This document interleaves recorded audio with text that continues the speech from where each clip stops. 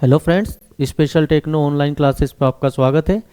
हम LDC charge में 2025 OTS class के अंतर्गत आज अपनी क्लास स्टार्ट करेंगे डेलीगेशन से रिलेटेड। अभी तक जनरल एडमिनिस्ट्रेशन के अंतर्गत हमारे द्वारा supervision, motivation, leadership and other topics cover कर लिए गए हैं। आज का जो हमारी क्लास रहेगा उसके अंतर्गत हम डेलीगेशन, अथॉरिटी और रिस्पॉन्सिबिलिटी इन तीनों पर चर्चा करेंगे। आप लोगों के द्वारा अभी तक जो कमेंट्स आए हैं उसमें मैंने देखा है अधिकतर कमेंट्स आ रहे हैं कि सर पीडीएफ प्रोवाइड कीजिए। मैं आप लोगों को क्लियर करना चाहता हूँ, हर मॉड्यूल कंप्लीट होगा और कंप्लीट होने के साथ ही आपको उसकी पीडीएफ आप एप्लीकेशन में मिल जाएगी। दूसरा ये पीडीएफ प्रिंटेबल नहीं रहेगी, आप वहाँ पर देख के उसको पढ़ सकते हैं। और तीसरा ये, बहुत सारे लड़के का कमेंट था कि सर एमसीक्यूज नहीं बता रहे हो, आप ये नहीं बोल रहे हो कि एमसीक्यूज क्या है, कैसे बनेंगे। तो मैं आपको क्लियर करना चाहता हूँ, अपनी हर क्लास के बाद जैसे ही मॉड्यूल कंप्लीट होता है उसके बाद आपको जो मॉड्यूल पढ़ाया उस मॉड्यूल से रिलेटेड एमसीक्यूज प्रोवाइड कराए जाएंगे, जिसमें एग्जाम में जो पहले पूछे गए उन क्वेश्चन को शामिल किया जाएगा और जो बन सकते हैं वहाँ से क्वेश्चन उनको बताया जाएगा। तो आप इस बात के लेकर निश्चिंत रहिए, जो क्लास चल रही है उस क्लास में पढ़िए और डिटेल समझिए। ठीक है, आज की क्लास हम स्टार्ट करते हैं। आज का हमारा जो टॉपिक है उसके अंतर्गत हम डेलीगेशन, रिस्पॉन्सिबिलिटी और अथॉरिटी तीनों देखेंगे। एक शॉर्ट फॉर्म में मैं आप लोगों को दिखा देता हूँ। डेलीगेशन, हम लोग जो चीज़ आज पढ़ने वाले हैं, फर्स्ट हम पढ़ेंगे डेलीगेशन, फिर पढ़ेंगे हम responsibility and the third one is authority.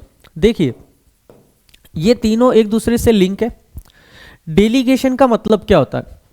Delegation का मतलब होता है जो अपना प्रतिनिधित्व रहता है, जो अपने पास प्रतिनिधित्व रहता है उसको दूसरे को सौंपना, प्रतिनिधित्व को दूसरे को सौंपना।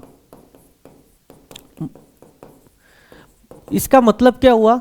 अगर मेरे पास एक जैसे फॉर एग्जांपल कोई फैक्ट्री का जीएम है, फैक्ट्री में एक सीजीएम है, चीफ जनरल मैनेजर, उसके पास सभी अथॉरिटी है, सभी अथॉरिटीज।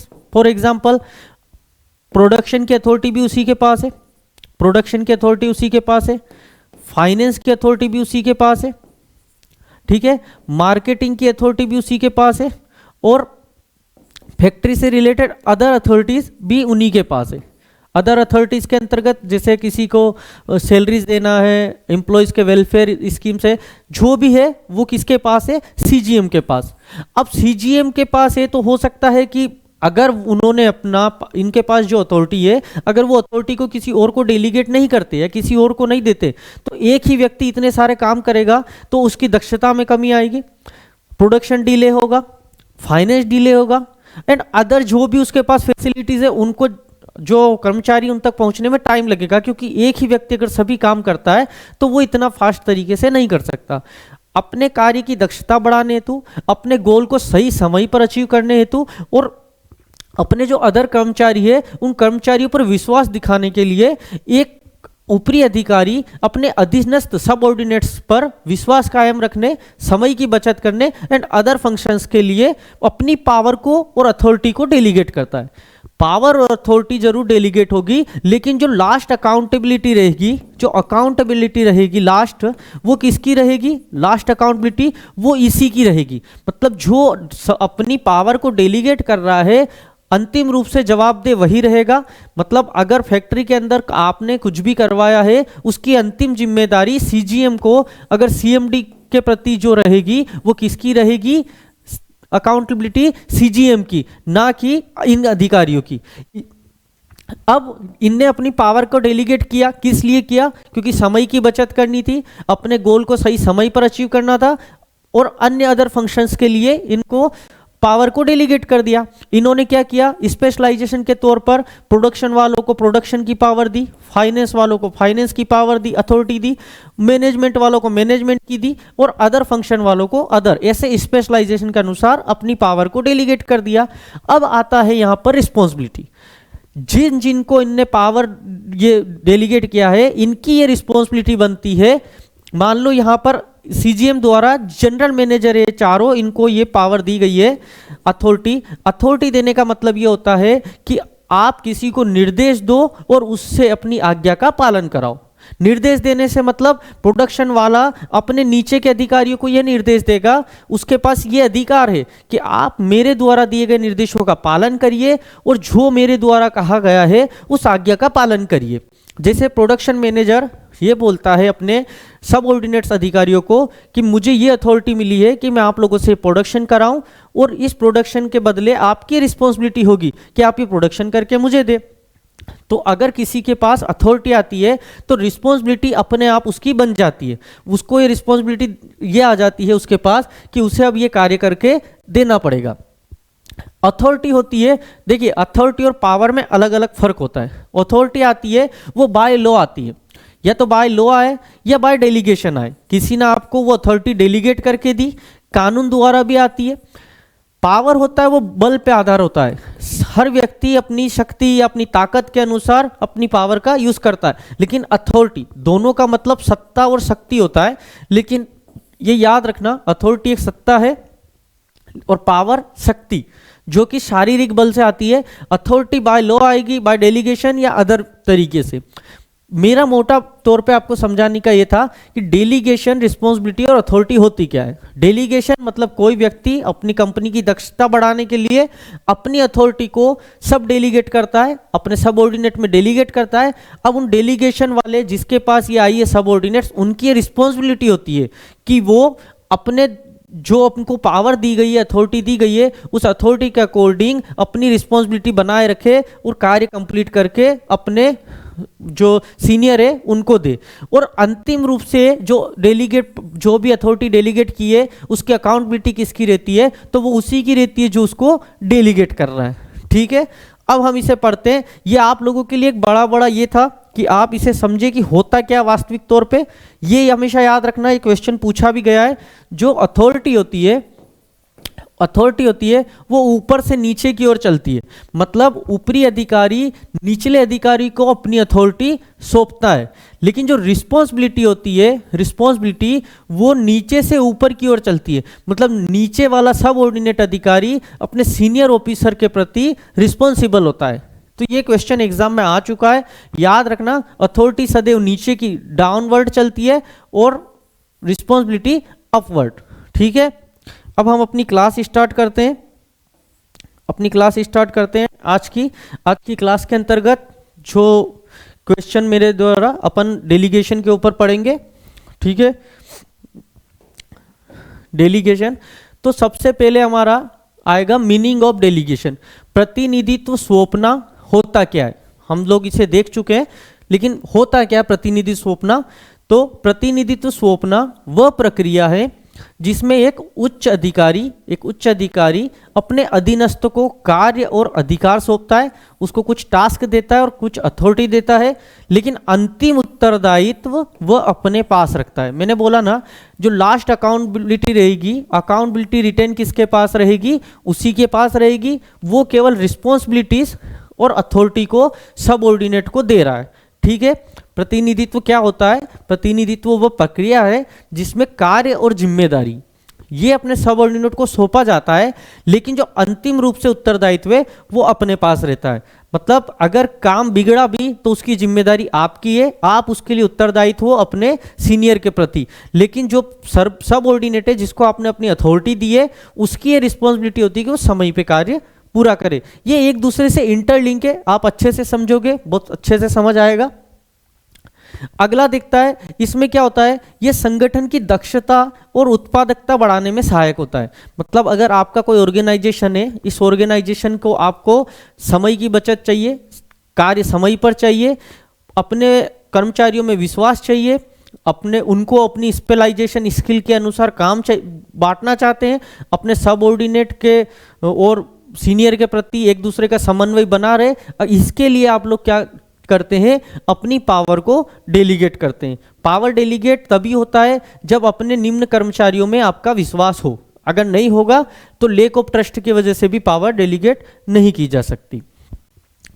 इसका अलग अलग लोगों द्वारा अलग अलग डेफिनेशन दिया गया है, हम लोग देख सकते हैं इसको। डेफिनेशन ऑफ डेलीगेशन तो लुइस ए एलन द्वारा क्या दी गई है, प्रतिनिधित्व सौंपना वह प्रक्रिया है जिसमें एक व्यक्ति किसी अन्य व्यक्ति को विशेष कार्य करने के लिए उत्तरदायित्व और अधिकार सौंपता है। अब यहाँ पर है ना, जिम्मेदारी को उत्तरदायित्व भी लिखा गया है, रिस्पॉन्सिबिलिटी है, कुल मिलाकर रिस्पॉन्सिबिलिटी और अथॉरिटी सौंपना ये क्या कहलाता है, डेलीगेशन। और मैं आप लोगों को बता ही चुका हूँ, स्पेशलाइजेशन के आधार पर भी ये सौंपा जा सकता है, या अपना बर्डन कम करने के लिए भी सौंपा जा सकता है, गोल अचीव करने के लिए भी सौंपा जाता है। अलग अलग कार्य होते हैं, नीचे हम इसको क्रमशः देखेंगे, ठीक है। इसके अतिरिक्त कुंट्स एंड ओर्डनल ने भी इसका दिया है, इसमें लिखा है प्रतिनिधित्व कार्य को प्रभावी ढंग से पूरा करने के लिए जिम्मेदारी और अधिकार देने की प्रक्रिया है। कुल मिलाकर किसी की भी कुछ भी परिभाषा हो, डेलीगेशन से हमारा सीधा मतलब रहेगा किसी भी व्यक्ति को अपने सबऑर्डिनेट को उसकी स्पेशलाइजेशन या अन्य फंक्शन के लिए अपना अथॉरिटी और रिस्पॉन्सिबिलिटी सौंपना और अंतिम रूप से अकाउंटेबिलिटी अपने पास रखना। आप इतना समझिए, इतना काफ़ी है। डेलीगेशन मतलब हमने रिस्पॉन्सिबिलिटी अथॉरिटी दे दी, अथॉरिटी दोगे रिस्पॉन्सिबिलिटी उसकी अपने आप बन जाएगी और लास्ट अकाउंटेबिलिटी खुद की रहेगी। इतना समझ लिया, ये सब परिभाषा उसके लिए काफ़ी है। आगे देखते हम देखते हैं कैरेक्टरिस्टिक्स ऑफ डेलीगेशन, प्रतिनिधित्व की विशेषताएं। अगर प्रतिनिधित्व समझ में आ गया तो उसके कैरेक्टरिस्टिक्स या विशेषताएं समझने में कोई प्रॉब्लम नहीं होगी। ट्रांसफर ऑफ अथॉरिटी, जो इसकी विशेषता इसमें पहला है ट्रांसफर्स ऑफ अथॉरिटी। तो हमने डेलीगेशन का मतलब ही निकाला था, क्या निकाला था, अपनी अथॉरिटी दूसरों को सौंपना, पूर्ण रूप से नहीं, अपने पास जो अधिकार है उसमें से कुछ अधिकार किसी और को सौंपना। तो अपना ट्रांसफर करना, किसका ट्रांसफर करना, अथॉरिटी का। उच्च अधिकारी अपने कुछ अधिकार अधीनस्थों को सौंपता है, सारे नहीं, याद रखना, अपने कुछ अधिकार अपने अधीनस्थ को सौंपता है। क्यों सौंपता है, क्योंकि समय पर कार्य करवाना है। दूसरा आएगा अकाउंटेबिलिटी रिमेन्स, उत्तरदायित्व बना रहता है ना। तो हम बार बार यही बोल रहे हैं, अथॉरिटी जाती है, सामने वाले की रिस्पॉन्सिबिलिटी जाती है, लेकिन हमारा अकाउंटेबिलिटी हमेशा बना रहता है। तो इसमें भी यही लिखा है, क्या विशेषता आ जाएगी, अकाउंटेबिलिटी रिमेन्स। कार्य का अंतिम उत्तरदायित्व उच्च अधिकारी पर ही रहता है। तीसरा है ट्रस्ट एंड कंट्रोल। देखिए, विश्वास और नियंत्रण। अगर आपका सबऑर्डिनेट पर ट्रस्ट नहीं है तो आप उसे अपनी पावर या अथॉरिटी को डेलीगेट नहीं करोगे। तो डेलीगेशन के लिए सबसे महत्वपूर्ण क्या आता है, अपने अधीनस्थ पर अपना विश्वास और उस पर नियंत्रण।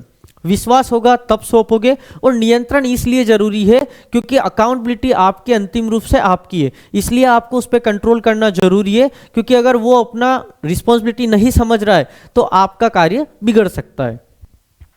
आगे हम देखेंगे, आगे इसके कैरेक्टरिस्टिक्स और देखेंगे। ये क्लास आपको YouTube पर स्पेशल टेक्नो एप्लीकेशन पर भी उपलब्ध है। YouTube पर कुछ डेमो क्लास डाली गई है, इसके अतिरिक्त आपको स्पेशल टेक्नो एप्लीकेशन पर ये सारी क्लास उपलब्ध रहेगी। वहाँ आपको इसके PDF भी उपलब्ध कराए जाएंगे और MCQ क्लासेस सभी वहीं रहेगी, ठीक है। कुछ क्लासेस डेमो के लिए यहाँ डाली जा रही है। अगला आएगा वो है इनहेंसेस एफिशिएंसी, प्रभावशीलता बढ़ती है।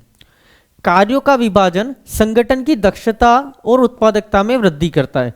तो डेलीगेशन किया इसीलिए जा रहा है कि जो कार्य है उसका बर्डन किसी एक पर ना पड़े, अपनी स्पेशल कैरेक्टर के हिसाब से, जो अपनी स्पेशल विशेषता के हिसाब से जिनको भर्ती किया गया है। एग्जाम्पल के तौर पर मैकेनिकल काम आप मैकेनिकल वाले व्यक्तियों को दीजिए जिसको आपने मैकेनिकल डिग्री के बेस पे लिया, इलेक्ट्रिकल वर्क कार्य आप इलेक्ट्रिकल वालों को दीजिए, फाइनेंशियल कार्य आप अपने फाइनेंस वालों को दीजिए। तो अपनी दक्षता के अनुसार वो कार्य करेंगे जिससे कार्य में कोई रुकावट नहीं आएगी और दक्षता के अनुसार वो लोग अपना कार्य करते रहेंगे। तो इससे क्या बढ़ती है, अपनी कंपनी की या ऑर्गेनाइजेशन की प्रभावशीलता, ठीक है। हम अभी तक कैरेक्टरिस्टिक्स देख रहे थे, ये कैरेक्टरिस्टिक्स कहीं से अलग से आए नहीं है। जो हम डेलीगेशन के बारे में समझते हैं ये सारा वहीं से आया है, तो अलग से इसका कोई महत्व नहीं है। अगर आपने डेलीगेशन को अच्छे से समझा तो आपको यहाँ भी कोई दिक्कत नहीं आएगी। अब आता है कि इसका महत्व क्या है, आखिर क्यों अपन अपनी कोई भी अधिकारी अपनी पावर को डेलीगेट करता है या अथॉरिटी को डेलीगेट करता है, तो क्यों करता है। अगर आपने डेलीगेशन का महत्व समझा है, सिंपल समझ आ जाएगा, लेकिन फिर भी एक बार इनको देख लेते हैं। पहला है reduce workload.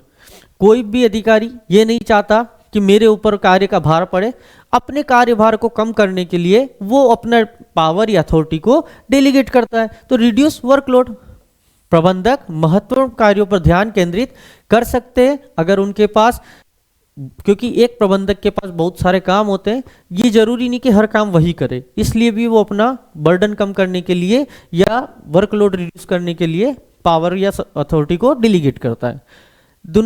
Enable faster decision making, decision making fast कैसे होगी? आपने अपने कार्यों को डेलीगेट करने से हर व्यक्ति जिसको आपने कार्य दिया है उसकी रिस्पॉन्सिबिलिटी होती है उसे कम समय पे और समय पे ही कंप्लीट करे।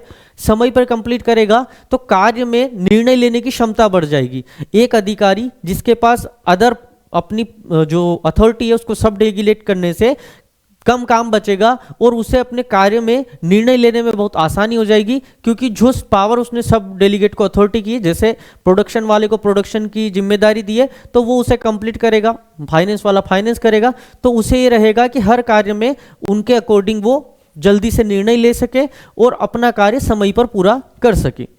अगला है इनकरेज एम्प्लॉय ग्रोथ, कर्मचारियों के विकास को बढ़ावा देता है। कैसे? नए कौशल सीखने और आत्मनिर्भर बनने का अवसर मिलता है। अगर आप अपने अधिकारियों को ट्रस्ट करके उनको अपनी अथॉरिटी देते हैं तो उससे उन्हें नवाचार में बढ़ावा मिलता है। वो अलग अलग कार्य करते हैं, क्योंकि अथॉरिटी से आता क्या है? अथॉरिटी क्या होती है? अथॉरिटी होती है किसी भी अन्य व्यक्ति को या अपने अधीनस्थ कार्यकारी व्यक्ति को निर्देश देने और उनसे अपनी आज्ञा का पालन करवाने की शक्ति। तो अगर वो अपनी जो अपने अधीनस्थ है या सबऑर्डिनेट से उनसे अपन कार्य करवा रहे हैं तो हो सकता है कि वो अपनी स्पेशलाइजेशन के अनुसार नई नई स्किल्स डेवलप करे और आपके कार्य को प्रभावी तरीके से समय पर पूर्ण करे। अगला है इनहेंस ऑर्गेनाइजेशनल प्रोडक्टिविटी, प्रोडक्टिविटी बढ़ाएगा ही, क्योंकि अगर आपने अपना कार्य स्किल के अनुसार बांटा है तो व्यक्ति समय पर कार्य पूर्ण करेगा और ऑर्गेनाइजेशन की जो प्रोडक्टिविटी है उसे बढ़ाएगा। इसके हर कार्य वही है, इम्प्रूव टाइम मैनेजमेंट, समय बचाता है। अगला देखते हैं हम कि इसके घटक क्या क्या होते हैं, आखिर डेलीगेशन के पार्ट्स क्या होंगे। देखिए डेलीगेशन के क्या क्या घटक होंगे इसे आप भी आराम से समझ सकते हो। अभी तक हमने जो पढ़ा उससे यही समझ आ रहा, अथॉरिटी, रिस्पॉन्सिबिलिटी, अकाउंटेबिलिटी, यही तो होगा। इसके अलावा कुछ हो सकता है क्या? नहीं। हमने जितना डेलीगेशन के बारे में समझा, हमें तीन ही वर्ड मिले, अथॉरिटी दी जाएगी, रिस्पॉन्सिबिलिटी ली जाएगी और अंतिम रूप से अकाउंटेबिलिटी अपने पास रहेगी। ये तीनों ही तो डेलीगेशन होता है। सिंपल चीजें, यहाँ भी वही दिया गया होगा। पहला एलिमेंट है इसका अथॉरिटी या अधिकार, निर्णय लेने और आदेश देने की शक्ति। आप कुछ भी डिसीजन लो और अपने आदेश नीचे वालों को दो, ये क्या होता है? अथॉरिटी। तो एक एलिमेंट ये हो गया। दूसरा हो गया रिस्पॉन्सिबिलिटी, जिसको अथॉरिटी दी गई है उसकी ये रिस्पॉन्सिबिलिटी कि the duty to complete the assignment task, जो कार्य दिया गया है उस कार्य को कंप्लीट करना।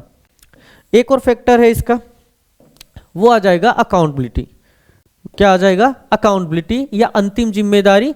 उच्च अधिकारी अधीनस्थ के कार्य प्रदर्शन के लिए उत्तरदायी होता है। तो हम लोग अगर मोटे तौर पे देखें तो जो डेलीगेशन होता है, इस डेलीगेशन के हमें तीन घटक मिलते हैं और इस तीन घटक के ऊपर ही पूरा डेलीगेशन है। पहला आ जाता है हमारा अथॉरिटी,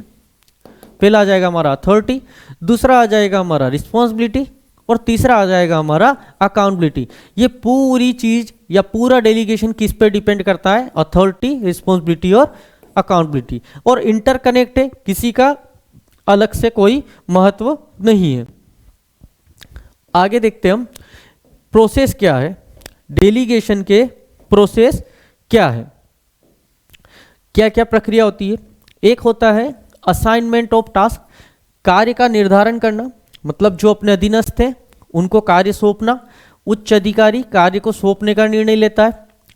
फिर अथॉरिटी देता है, कार्य दिया, कार्य अगर बिना अथॉरिटी के दिया जाए तो भी पूर्ण नहीं होगा, क्योंकि अगर अथॉरिटी नहीं है और कार्य ही है तो अधिकारी जिसको आदेश देने की शक्ति नहीं, वो कैसे कार्य कराएगा। तो जैसे टास्क दिया जाएगा, टास्क के साथ साथ उसको अथॉरिटी देनी पड़ेगी।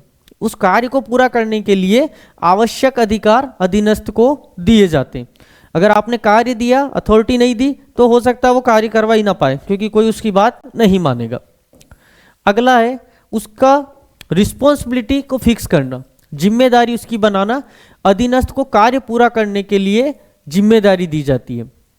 ऐसा नहीं कि पावर दे दी और रिस्पॉन्सिबिलिटी नहीं दी। अगर आप रिस्पॉन्सिबल नहीं हो तो आप कार्य टाइम पे पूरा नहीं करवा पाओगे। उसका आखिरी फीचर आता है मॉनिटरिंग और फीडबैक। ऐसा नहीं कि उसको अथॉरिटी दे दी, उसको रिस्पॉन्सिबिलिटी दे दी, लेकिन आपने अपना नियंत्रण पूरा हटा लिया। इस पर पार्शियली कंट्रोल जरूरी है, जिससे कि अधीनस्थ अपना कार्य सही तरीके से करे। अगर आपने उसको अथॉरिटी देके छोड़ दिया तो हो सकता है उसका मिसयूज करने लगे और कार्य फिर भी समय पर ना हो। इसलिए मॉनिटरिंग, कंट्रोल और फीडबैक बहुत जरूरी होता है। उच्च अधिकारी प्रदर्शन की निगरानी करता है और फीडबैक देता है। ठीक है, ये हमने समझा कि इसकी प्रोसेस क्या है। अब हम प्रिंसिपल ऑफ इफेक्टिव डेलीगेशन, प्रभावी प्रतिनिधित्व के सिद्धांत देखेंगे कि प्रभावी प्रतिनिधित्व कैसे करना है। पहला है क्लैरिटी ऑफ टास्क, कार्य की स्पष्टता हो। जो आपने अपने सबऑर्डिनेट को कार्य सौंपा है, उस कार्य आपने स्पष्ट रूप से उसको पता होना चाहिए। आप एक रूपरेखा प्रस्तुत करेंगे और उसके अकॉर्डिंग वो कार्य करेगा। ऐसा नहीं आपने कुछ भी कार्य करवाना है उससे, ऐसा नहीं होता। जो आपने टास्क सौंपा है उसका एक ड्राफ्ट पहले से ही आपके पास होना चाहिए। दूसरा है parity of authority and responsibility, अधिकार और उत्तरदायित्व की समानता। दिए गए उत्तरदायित्व के अनुरूप ही अधिकार भी दिए जाने चाहिए। मतलब अगर आपने उसे जिम्मेदारी दी है तो आप उसे अथॉरिटी देंगे। मैंने पहले ही बताया, अभी मैंने क्या बताया था आपको कि अगर आपने उसको टास्क दे दिया लेकिन अथॉरिटी नहीं दी तो वो फिर रिस्पॉन्सिबल नहीं होगा कार्य के लिए, क्योंकि अगर उसे आदेश देने या निर्देश देने की शक्ति ही नहीं है तो वो कार्य कैसे करवाएगा। अगला है यूनिटी ऑफ कमांड, एकल आदेश का सिद्धांत। यूनिटी ऑफ कमांड, इसका मतलब क्या होता है? एकल आदेश का सिद्धांत, अर्थात किसी भी अधीनस्थ को केवल एक उच्च अधिकारी से ही आदेश मिलना चाहिए। ये अधिकतर आर्मी में होता है, जहां पर लाइन अथॉरिटी होती है ना, अथॉरिटी के टाइप पढ़ेंगे अपन, तो जब लाइन अथॉरिटी होती है वहां किसी एक उच्च अधिकारी द्वारा ही सभी को आदेश मिलते हैं। मतलब ऐसा नहीं कि एक आज कर्मचारी और उसको जेडब्ल्यूएम भी दे रहा है आदेश, चार्जमैन भी दे रहा है, आखिर एजीएम भी दे रहा, नहीं। एजीएम को अगर अपना निर्देश आदेश देना है तो वो सीधा जेडब्ल्यूएम को दे, जेडब्ल्यूएम चार्जमैन के देगा और चार्जमैन अपने एम्प्लॉइज को। ठीक है, ये यूनिटी ऑफ कमांड होती है। मतलब एक जो अधिकारी है वो ही सभी को आदेश देता है। ऐसा नहीं कि अलग अलग लोग आके आदेश दे रहे, एक उच्च अधिकारी ही अधीनस्थ को आदेश देगा। इस रूल को क्या बोलते हैं? Unity of command. ठीक है, अगला है हमारा इफेक्टिव कम्युनिकेशन, प्रभावी संचार। कम्युनिकेशन का बहुत फर्क पड़ता है। अगर आपने अपनी बात स्पष्ट रूप से अपने अधीनस्थ को नहीं पहुंचाई तो हो सकता है कि कम्युनिकेशन बैरियर की वजह से कार्य पूरा नहीं हो पा रहा। इसलिए किसी भी कार्य को स्पष्ट और कंप्लीट करने के लिए आपका जो कम्युनिकेशन है वो प्रभावशील होना चाहिए और स्पष्ट होना चाहिए, उसमें क्लैरिटी होनी चाहिए। स्पष्ट संचार से कार्यों को प्रभावी ढंग से पूरा करने में सहायता मिलती है। और फीडबैक, ये फीडबैक हर जगह होता है, इसके बारे में मैं बार बार नहीं बोलूंगा। अब आता है बैरियर्स ऑफ डेलीगेशन। हर चीज में कुछ ना कुछ रुकावट आती है। ये रुकावटें क्या होगी? हमने जो अभी पढ़ा है उससे ही रिलेटेड। जैसे कम्युनिकेशन गड़बड़ है तो बैरियर होगा, सामने वाले पे ट्रस्ट नहीं है तो बैरियर होगा। अगर आपको अपने अधीनस्थ पर ट्रस्ट ही नहीं है तो भी आप उस पर अपनी पावर अथॉरिटी को डेलीगेट नहीं कर सकते। अगर कम्युनिकेशन अच्छा नहीं है तो भी दिक्कत आ गई, आप स्पष्ट नहीं कर सकते। तो वही चीजें यहां पर भी होगी। पहला है लेक ऑफ ट्रस्ट, विश्वास की कमी। Superior hesitate to delegate due to lack of confidence in subordinates. अगर उसमें विश्वास की कमी है अपने सबऑर्डिनेट के लिए तो वो पावर डेलीगेट नहीं करेगा। फियर ऑफ लेजिंग कंट्रोल, बहुत सारे अधिकारियों को यह डर होता है कि अगर मैंने इसको अथॉरिटी दे दी तो मेरी भूमिका यहाँ खत्म हो जाएगी। ये भी अगर उसके अंदर कमी है, वो उसको अपनी कंट्रोल पे डर है, फियर है, तो भी वो पावर डेलीगेट नहीं करेगा। मैनेजर्स में fear, lodging authority. Lake of competence, योग्यता की कमी। अगर आपने स्किल नहीं है तो भी आपको थोड़ी बहुत हिचकिचाहट होगी अपने सबऑर्डिनेट को पावर देने में, क्योंकि अगर आपको लगता है कि मेरा सबऑर्डिनेट जरूर पोस्ट पे आया है लेकिन उसके अंदर वो स्किल सेट नहीं है, तो आप उस पर ट्रस्ट नहीं करोगे और पावर डेलीगेट नहीं करोगे। तो एक बैरियर ये भी होता है, लो लेक ऑफ कॉम्पिटेंस। और सबसे यहाँ पर आखिरी में दिया है poor communication, misunderstanding can hinder proper delegation. देखिए मिसकम्युनिकेशन से तो अच्छे अच्छे कार्य बिगड़ जाते हैं, तो मिसकम्युनिकेशन जहां भी होगा वहां पर सेटिस्फेक्शन नहीं आएगा किसी के वर्क से, क्योंकि कम्युनिकेशन बैरियर आ रहा है तो आप अपना वर्क समय पे नहीं कर पाओगे। अभी तक जो हमने पढ़ा था वो हमने डेलीगेशन के बारे में पढ़ा, जहां हमने अथॉरिटी, रिस्पॉन्सिबिलिटी और अकाउंटेबिलिटी इन तीनों के बीच एक अंतर संबंध को देखा। डेलीगेशन के अंतर्गत हमने डेलीगेशन की विशेषताएं देखी, क्या क्या कैरेक्टर होते हैं, तो ये तीनों ही कैरेक्टर होते हैं उसके बाद उसका महत्व देखा, क्यों डेलीगेट करना चाहिए, समय पर कार्य करने के लिए, दक्षता बढ़ाने के लिए और अपने सबऑर्डिनेट में विश्वास दिखाने के लिए, ये हमने देखा था। इसके लिए क्या क्या बाधाएं आती है डेलीगेशन में क्या क्या बाधाएं आती है हमने देखा, poor communication, lake of trust, योग्यता की कमी, स्किल सेट ना होना, कुछ ऐसा। इसके बाद जो हमने देखा वो था कि इसके एलिमेंट या तत्व क्या क्या है, तो डेलीगेशन के तत्व ये तीनों निकल के आए, अथॉरिटी, रिस्पॉन्सिबिलिटी और अकाउंटेबिलिटी। डेलीगेशन से यहीं से क्वेश्चन आते हैं, एग्जाम में आप देख चुके होंगे, सीधे सीधे क्वेश्चन आते हैं, डेलीगेशन होता क्या है, अथॉरिटी चलती किधर है। तो अथॉरिटी हमने देखा ऊपर वाले के पास होती है, नीचे वाले को देता है तो ऊपर से नीचे। रिस्पॉन्सिबिलिटी कैसे चलती है, तो नीचे वाला ऊपर वाले के प्रति रिस्पॉन्सिबल। इस टाइप के सिंपल क्वेश्चन आते हैं, क्लास को समझ के अगर कर रहे होगे तो बहुत दिक्कत नहीं आएगी। आगे हम देखते हैं अब जो हमारा अगला चैप्टर है या अगला टॉपिक है हमारा, वो है रिस्पॉन्सिबिलिटी। तो हम उत्तरदायित्व, रिस्पॉन्सिबिलिटी को मेन रूप से उत्तरदायित्व या जिम्मेदारी बोली जाती है, ये इसके लिए सटीक शब्द होता है जिम्मेदारी, क्योंकि जब आप अकाउंटेबिलिटी पढ़ोगे, अकाउंटेबिलिटी भी वही होता है, वो जवाबदेही होती है, अंतिम रूप से जिसके पास उत्तरदायित्व है वो जवाबदेही। रिस्पॉन्सिबिलिटी हो रहती है अंतिम रूप से जिसकी जिम्मेदारी बन रही है अपने सीनियर के प्रति। एक तरीके का शब्द है, कुछ माइनर सा ही इनमें ये है। मीनिंग ऑफ रिस्पॉन्सिबिलिटी या जिम्मेदारी का क्या अर्थ होता है, तो उत्तरदायित्व किसी व्यक्ति के लिए सौंपे गए कार्य को पूरा करने और उनके परिणामों के लिए जवाबदेह होने की अनिवार्यता को दर्शाता है। अर्थात ये समझो, अगर आपको अपने किसी सीनियर द्वारा किसी कार्य को करने की कोई टास्क दिया जाता है और उस टास्क के साथ आपको अथॉरिटी दी जाती है, तो ये आपकी रिस्पॉन्सिबिलिटी होती है कि उस टास्क को सही समय पर कंप्लीट करे और सही गुणवत्ता से कंप्लीट करे। तो रिस्पॉन्सिबिलिटी होती क्या है, दिया गया टास्क और उसके साथ दी गई अथॉरिटी के अनुरूप अपनी जिम्मेदारी का निर्वहन करना। ये सिंपल शब्दों में आप बोल सकते हैं। डेफिनेशन देख सकते हैं, क्योंकि अलग अलग लोगों द्वारा अलग अलग डेफिनेशन दी जाती है। एग्जाम में किसी का आ जाता है, देखिए जरूरी नहीं किसी एक का है, किसी का भी पूछ सकते हैं। तो यहाँ कुंट्स एंड ओडोनेल ने दिया है, responsibility is the duty to perform the assign task and to be answerable for the outcome. जो काम है उसको निष्पादित करना और जो उसका परिणाम आ रहा है उसके लिए जिम्मेदार होना, ये क्या होता है, रिस्पॉन्सिबिलिटी। बार बार एक ही शब्द दर्शन दोहराने से भी इरिटेशन आने लगता है, पर डेफिनेशन आप लोग देख लेना। अब इसके कैरेक्टर या विशेषताएं क्या है, पहली है ऑब्लिगेशन टू कंप्लीट वर्क, कार्य को पूरा करने की अनिवार्यता। आपको अथॉरिटी दी है तो ये आपकी जिम्मेदारी होती है कि आप उस कार्य को कंप्लीट कराए सौंपी गई अथॉरिटी के अकॉर्डिंग। ठीक है, तो कार्य को पूरा करने की अनिवार्यता। दूसरा है कैन नॉट बी डेलीगेटेड। अब ऐसा नहीं कि आप इसे किसी और को सौंप दो, जिम्मेदारी सौंपी नहीं जा सकती।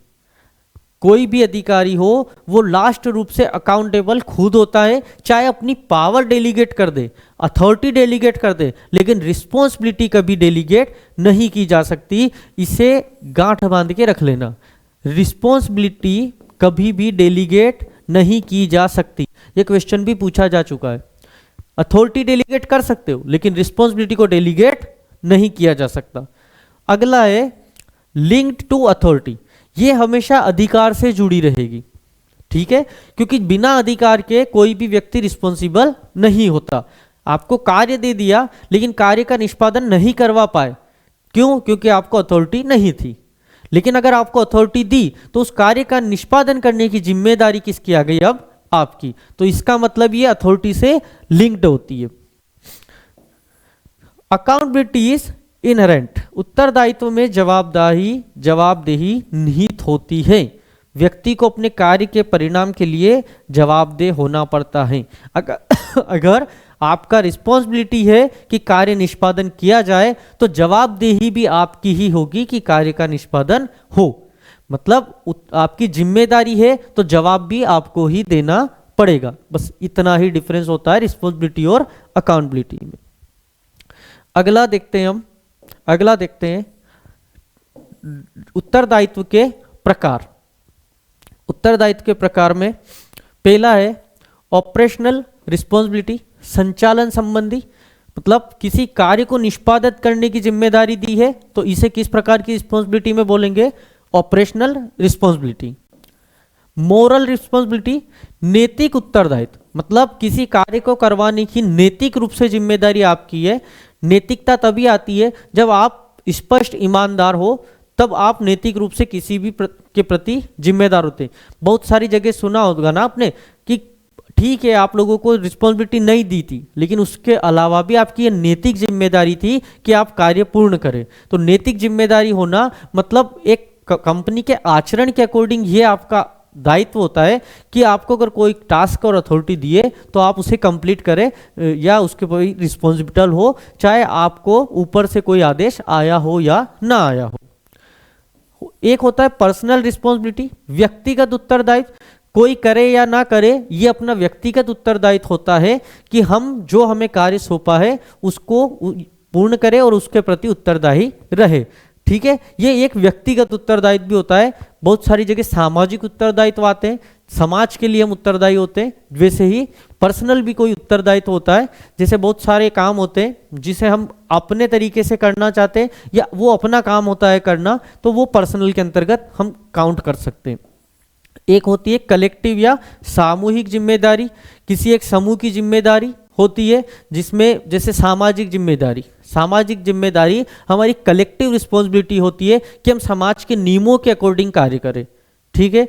समाज के नियमों के अकॉर्डिंग हमारा आचरण हो, ये जिम्मेदारी किसकी है? सामूहिक रूप से सबकी। लेकिन उस समाज के नियम ना बिगड़े, ये जिम्मेदारी व्यक्तिगत रूप से किसकी है? हमारी। तो जहां व्यक्तिगत जिम्मेदारी होती है वहां सामूहिक जिम्मेदारी आपके पास अकॉर्डिंगली आ ही जाती है।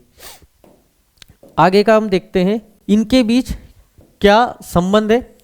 और अब हम लास्ट में पढ़ेंगे अथॉरिटी देखेंगे। हम अभी तक इसको पढ़ ही चुके हैं लेकिन एक बार क्लास के रूप में देख लेते हैं। होती क्या है अथॉरिटी? अधिकार है या कानूनी शक्ति है जो व्यक्ति को निर्णय लेने, आदेश देने, आज्ञा का पालन कराने का अधिकार प्रदान करती है। मतलब अगर आपको कोई टास्क दिया है और उसके साथ अथॉरिटी आई है तो अथॉरिटी से आपको क्या मिला? आपको अथॉरिटी से मिला किसी जो कर्मचारी है उसको इस टास्क को कंप्लीट करने के लिए निर्देश देने का अधिकार, उनसे अपनी आज्ञा का पालन करवाने का अधिकार और अंतिम रूप से उस कार्य के प्रति, निष्पादन के प्रति जिम्मेदारी। ये सब कहीं से आती है? अथॉरिटी से, ठीक है। अब डेफिनेशन देखिए, मैं डेफिनेशन हर एक व्यक्ति की बोलूंगा नहीं, आप लोगों को नोट्स मिलेगा, आप देख सकते हैं। हेनरी फयोल पब्लिक एडमिनिस्ट्रेशन के बहुत बड़े ये रह चुके हैं। हेनरी फयोल ने भी इसकी अधिकार की परिभाषा दी है। अधिकार आदेश देने और आज्ञा पालन कराने की शक्ति है। मैक्स वेबर द्वारा भी इसकी परिभाषा दी है। देखिए अलग अलग लोगों द्वारा अलग अलग परिभाषा, लेकिन अंतिम रूप से जो मतलब निकलता है वो यही है, निर्देश देने और आज्ञा पालन करवाने की शक्ति। इसकी विशेषताएं क्या क्या है? डिसीजन, निर्णय लेने का अधिकार, और हमेशा याद रखना, ये आता है question, flows top to bottom. Authority ऊपर से नीचे की ओर चलती है, ये याद रखना, एग्जाम में आ चुका है। और इसके इंपॉर्टेंस है, अधिकार क्या क्या है और इसके टाइप्स हैं। टाइप्स में मैं टाइप्स बता देता हूं आप लोगों को। पहला है लाइन अथॉरिटी। लाइन अथॉरिटी में क्या होता है, सीधा आदेश देने और पालन करवाने का अधिकार होता है। मतलब एक आपका उच्च अधिकारी है, वो सभी को आदेश देगा और उस आदेश का पालन करे, सबकी जो उसके आदेश का पालन करना आप सबकी जिम्मेदारी होगी। ये लाइन ऑफ अथॉरिटी में होता है। यहाँ पर यूनिटी ऑफ कमांड का वो चलता है, जिसमें एक व्यक्ति आपको आदेश देगा और सभी ऑर्डिनेट उसको पालन करेंगे। ये अधिकतर चलता है मिलिट्री में। मिलिट्री ऑर्गेनाइजेशन में लाइन ऑफ अथॉरिटी चलती है, ये ठीक है, याद रखना इसको। स्टॉप अथॉरिटी, परामर्श देने का अधिकार लेकिन प्रत्यक्ष नियंत्रण नहीं। स्टॉप अथॉरिटी कहाँ चलती है, जहाँ एक ऑर्गेनाइजेशन में स्पेशलाइजेशन के अनुसार कार्य बांटा जाता है, फिर ये व्यक्ति अपने अकॉर्डिंग इसके नीचे 2-3 सबऑर्डिनेट देंगे, एक स्टाफ के रूप में काम चलता है। तीसरा आता है फंक्शनल अथॉरिटी। विशिष्ट क्षेत्रों में विशेषता के आधार पर प्रत्येक व्यक्ति की अपनी स्किल बेस्ड अथॉरिटी दी जाती है, तो वो किसके अंतर्गत गिनी जाएगी, फंक्शनल अथॉरिटी में। चौथी है डेलीगेटेड अथॉरिटी, मतलब किसी भी सीनियर द्वारा अपने पास जो अथॉरिटी थी उसको डेलीगेट किया गया है, तो उसे क्या बोलेंगे, उच्च डेलीगेट अथॉरिटी या उच्च अधिकारी द्वारा सौंपा गया अधिकार। ठीक है, तो आज की हमारी क्लास में हम लोगों द्वारा डेलीगेशन, अथॉरिटी और रिस्पॉन्सिबिलिटी के बीच संबंध, इन सब के प्रकार, इनसे विशेषताएं, इनके महत्व को समझा गया। जनरल एडमिनिस्ट्रेशन का हमारा जो पहला मॉड्यूल है वो इसी के साथ खत्म होता है। हमारी अगली क्लास अब rules, CCS rules and CCA complete rule से होगी, और इसके अलावा हम लोग आपके लिए जनरल एडमिनिस्ट्रेशन से संबंधित एमसीक्यूज लेके आएंगे कि एग्जाम में किस तरीके के क्वेश्चन पूछे जाते हैं। तब तक के लिए धन्यवाद।